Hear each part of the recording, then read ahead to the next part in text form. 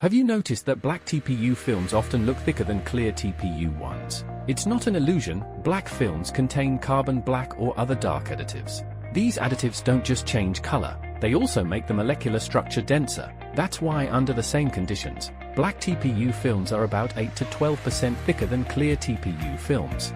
The manufacturing processes are also different. Black films require higher processing temperatures and slower cooling to distribute pigments evenly and keep thickness uniform. During stretching, the additives in black TPU affect flow and flexibility. In terms of performance, these differences matter a lot. Black TPU is thicker and more tear-resistant, but less elastic and slower to rebound. It's more waterproof and blocks light but less breathable than clear TPU. Clear TPU is lightweight, flexible, and transparent, ideal for bending and elasticity. That's why in product design, sneakers may use black TPU for support areas and clear TPU for breathable areas. Inflatable toys or outdoor gear also switch between black and clear TPU depending on function. If this video was helpful, give it a like. We'll share more material comparisons in the next video.